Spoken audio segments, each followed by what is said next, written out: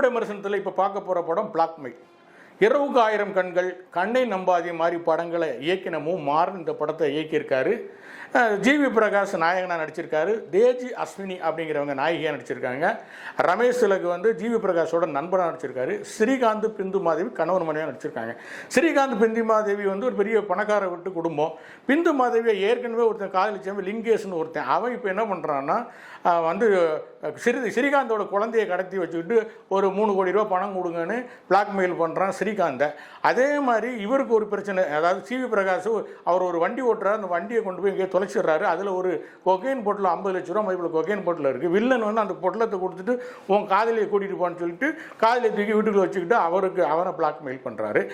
அப்புறம் வந்து நம்ம ஜிவி பிரகாஷ் வந்து அந்த 50 லட்சத்தை எப்படியா புரட்டமேனுட்டு ஸ்ரீகாந்த் பிள்ளைய அவரும் கடத்த ட்ரை பண்ணி இப்படி ஆளுக்கு ஒருத்தர் பிளாக்மெயில் பண்ணுறாங்க. அவர் பண்ணுறாரு, இவர் பண்ணுறாரு. கடைசியில் யாரோட பிளாக்மெயில் வெற்றி பெறுது அப்படிங்கிறது தான் இந்த படத்தோட கதை.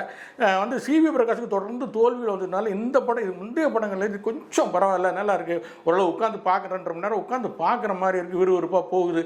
ஆனால் லாஜிக்னு பார்த்தா பெருசாக இல்லை. ஸ்டோரி வளவளன்னு எங்கெங்கேயோ போய் எங்கெங்கேயோ சுற்றி கடைசியில் ஏதாவது கிளைமாக்ஸில் ஒரு பெரிய திருப்பத்தோடு முடிப்பார்னு ரொம்ப ஆவலை எதிர்பார்த்து அப்படி எதுவும் இல்லை. போய் ஒரு 2.5 மணி நேரம் டைம் பாஸ் பண்ணிட்டு வரலாம். மற்றபடி ஒரு பெரிய பிரம்மாண்டமான படம் கிரைம் தெரியல மக்கா அப்படிலாம் சொல்கிறதுக்கு இல்லை. ஆனால் ஒன் டைம் வாட்ச் மூவி.